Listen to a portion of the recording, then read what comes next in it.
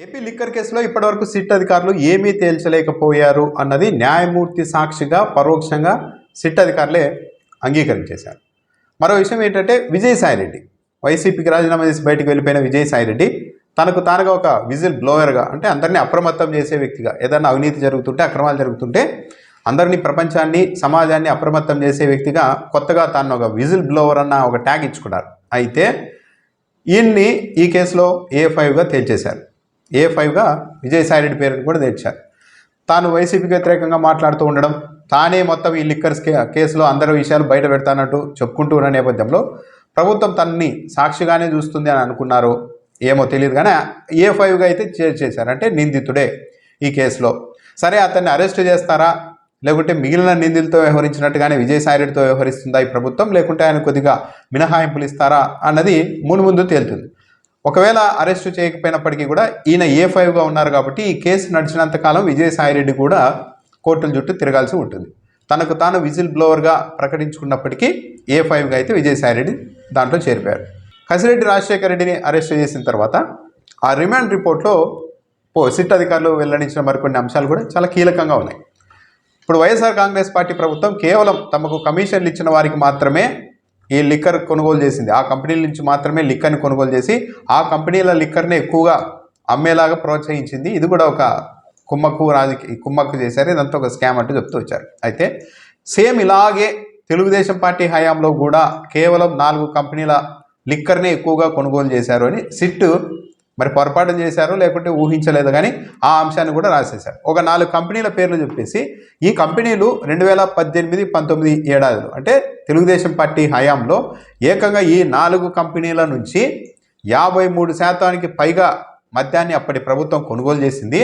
కానీ అదే 4 కంపెనీల నుంచి వైసీపీ హయాంలో కొనుగోలు చేసిన మద్యం ఏకంగా 5% పడిపోయింది అంటూ రిమాండ్ రిపోర్ట్లో రాసేశారు.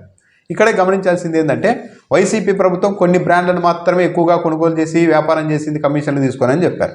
మరి తెలుగుదేశం పార్టీ హయాంలో ఏకంగా కేవలం 4 కంపెనీల నుంచే 53% పైగా మరి లిక్కర్ని ఎలా కొనుగోలు చేసి వాటిని మాత్రమే అమ్మారు?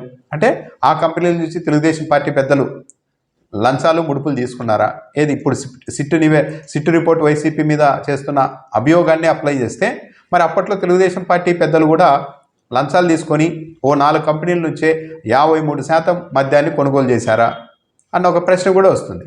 ఈ కేసులో అంతిమ టార్గెట్ జగన్మోహన్ రెడ్డి అన్నది చాలా క్లియర్గా అర్థమైపోయింది. నిన్న రాజ్ కసిరెడ్డి రిమాండ్ రిపోర్ట్ చూస్తే అందులో రాజ్ కసిరెడ్డి చెప్పేశారంటూ రాసేసుకున్నారని ఎందుకు చెప్పాల్సి వస్తుందంటే దానికి కారణం ఉంది.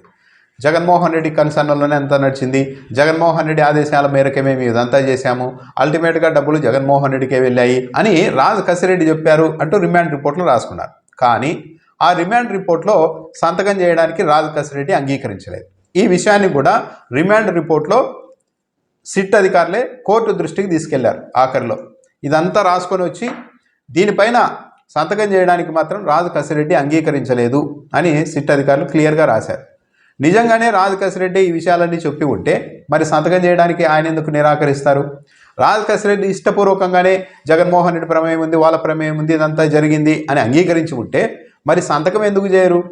అంటే చాలా కాలంగా నుంచి వస్తున్న ఒక ఆరోపణ ఏంటంటే అరెస్టులు చేయడము, నిందితుల్ని భయపెట్టడం, వీళ్ళు రాసుకొచ్చిన రిమాండ్ రిపోర్టు కావచ్చు, వీళ్ళు రాసుకున్న పత్రాలపైన సంతకాలు చేయించుకోవడం, దాన్నే నేరాంగీకార పత్రంగా చూపెట్టే ప్రయత్నం చేస్తున్నారు అధికారులు, పోలీసులు అన్న అభియోగం గత 10 నెలలుగా చాలా కేసుల్లో వచ్చింది. ఇక్కడ కూడా అదే చేయబోయారా? మొత్తం రిమాండ్ రిపోర్ట్ అంతా రాసుకొని వచ్చేసి వాళ్ళకు అనుకూలంగా ప్రభుత్వ పెద్దల కన్సర్న్లో ఏం కావాలో, వైసీపీ నాయకులను ఎలా ఇరికించాలో అంతా ఒక ఫ్రేమ్ చేసుకొని వచ్చి తీసుకొచ్చారా? అయితే రాజ్ కసిరెడ్డి దాని మీద సంతకం చేయడానికి అంగీకరించలేదు. దీనివల్ల అసలు ఈ రిమాండ్ రిపోర్ట్కి రాజ్ కసిరెడ్డి చెప్పారనో ఆ మాటలని రాజ్ కసిరెడ్డి చెప్పారు అన్న సిట్టు వాదనకు అర్థమే లేకుండా పోయింది, దానికి వాల్యూనే లేకుండా పోయింది.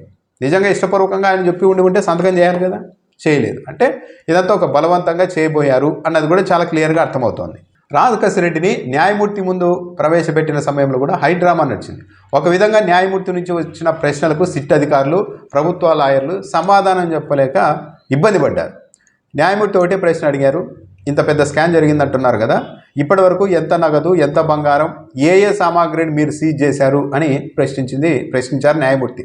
దాంతో వెంటనే అధికారులు ఇప్పటివరకు దేన్ని కూడా సీజ్ చేయలేదని సమాధానం ఇచ్చారు.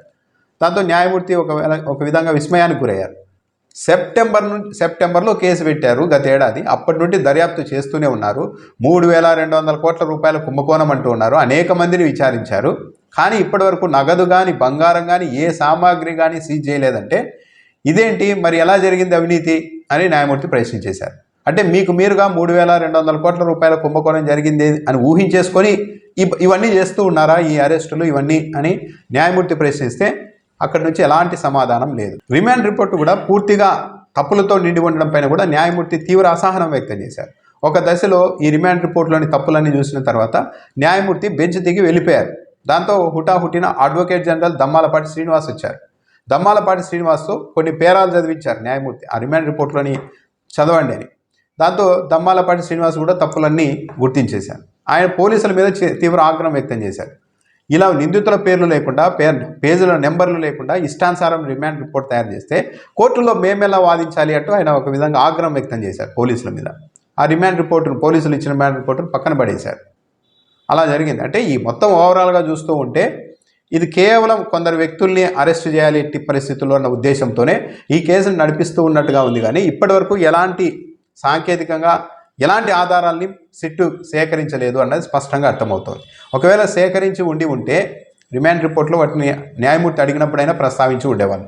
నగదు లేదు, బంగారం లేదు, ఎలాంటి సామాగ్రిని ఏంటిని సీజ్ చేయలేదు. పైగా ఇప్పుడు ఏం చెప్తున్నారు, మొత్తం ఈ వ్యవహారాన్ని అంతా జస్ట్ జనరలైజ్ చేసి కుంభకోణం జరిగిన మాట వాస్తవమే కానీ ఆధారాలు లేవు అని ఒక ప్రజల్లో ఒక ఇంప్రెషన్ కలిగించడానికి ఏం చేస్తూ ఉన్నారు, ఇదంతా నగదు రూపంలో చేశారు మొత్తం ఇదంతా లావాదేవీలనంతా, కాబట్టి ఎలాంటి సాంకేతిక ఆధారాలు దొరకడం లేదు అని చెప్పే ప్రయత్నం చేస్తున్నారు. అంటే కుంభకోణం జరిగిందంట కానీ వీళ్ళు తెలివిగా మొత్తం నగదు రూపంలో లావాదేవీలు చేయడంతో ఎక్కడ దొరకలేదంట అని ఒక భావన ప్రజల్లో స్థిరపడేలాగా, తాము చేస్తున్న దర్యాప్తు కరెక్ట్, వీళ్ళంతా అక్రమాలు చేసిన మాట నిజం అని ఒక ఇంప్రెషన్ కలిగించేలాగా సిట్టు దర్యాప్తు ముందుకు వెళ్తోంది అన్న అభిప్రాయం కూడా ఇక్కడ చాలా బలపడుతోంది. దాంతోపాటు విజయసాయిరెడ్డిని నిందితుడిగా తెచ్చారు, అది కూడా ఒక విధంగా కీలకమైన పరిణామమే. దానికి తోడు రాజు కసిరెడ్డి రిమాండ్ రిపోర్టులో ఆయన అన్నీ అంగీకరించేశారని తెలుగుదేశం పార్టీ పత్రికలో పెద్దగా రాసేశారు మొత్తం జగన్మోహన్ రెడ్డి అంట అని. కానీ ఆయన రిమాండ్ రిపోర్ట్ పైన ఆయన సంతకం చేయలేదు. అంటే ఆ విషయాలన్నీ నాకు సంబంధం లేదు అని క్లియర్గా చెప్పేశారు. పోలీసులు మాత్రం, సిట్ అధికారులు మాత్రం మరి పైనుంచి ఒత్తిడి వస్తుందో ఏమో కానీ వాళ్ళు కావాల్సిన విధంగా రాసేసుకొని తీసుకెళ్ళి కోర్టులో మొత్తం చెప్పే పరిస్థితి. అక్కడ న్యాయమూర్తి నుంచి ఎదురు ప్రశ్నలు వస్తే మాత్రం ఎలాంటి సమాధానం అయితే ఇవ్వలేని పరిస్థితి. ఓవరాల్గా చూస్తుంటే ఈ కేసులో ప్రభుత్వ పెద్దల టార్గెట్ ఎవరు కాదు, ఒక్క జగన్మోహన్ రెడ్డి. ఏ విధంగా అయినా సరే జగన్మోహన్ రెడ్డిని, ఆధారాలు ఉన్నా లేకపోయినా సరే కేవలం ఈ వాంగ్మూలాలు ఉన్నాయి, వాళ్ళు చెప్పారు వీళ్ళు చెప్పారు అన్న ఒక్క కాన్సెప్ట్తో అయినా సరే మొత్తం కేసు పెట్టేసి కనీసం కొన్ని నెలల పాటు జగన్మోహన్ రెడ్డిని లోపల ఉంచాలి అన్న ఒక ప్రతీకారేచ్ఛతో, రాజకీయ ఉద్దేశాలతో ఈ వ్యవహారం నడుపుతూ ఉన్నట్టే కానీ గత ఏడాది సెప్టెంబర్ నుండి దర్యాప్తు చేస్తున్నప్పటికీ కూడా సాంకేతికంగా ఇప్పటికీ కూడా ఎలాంటి ఆధారాలు లేకుండా కేవలం వాంగ్మూలాలు, వాళ్ళు చెప్పారు వీళ్ళు చెప్పారు అన్న దాని మీదే డిపెండ్ అయ్యి ఈ దర్యాప్తు నడుస్తోంది అంటే చాలా ఫోర్స్ఫుల్గా సిట్ అధికారులు కూడా పైనుంచి విపరీతంగా వస్తున్న ఒత్తిడితో దీన్నంతా ఒక వ్యక్తి దగ్గరికి తీసుకెళ్ళి ఎలాగైనా ఆపాలన్న ఉద్దేశంతోనే ఈ కేసును ముందుకు తీసుకెళ్తున్నట్టుగా ఉందే కానీ దీంట్లో ఇప్పటివరకు సాలిడ్గా ఇక్కడ జరిగింది స్కామ్, ఇదో ఇక్కడ ఇది చేశారు అని చెప్పడానికైతే ఎలాంటి ఆధారాలు ఉన్నట్టుగా కనిపించడం లేదు.